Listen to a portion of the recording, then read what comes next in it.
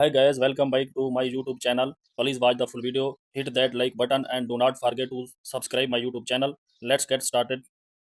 Open the Pixel app, click the import button, go to the gallery, select the picture, background remove, eraser color, enable button the on, adjust the picture, click the sticker, select the sticker, background remove, eraser color, enable button the on, adjust the sticker, click the color option, change the color,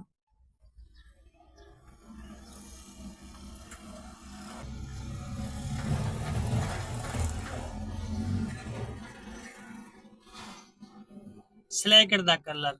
Please like the video and subscribe the channel.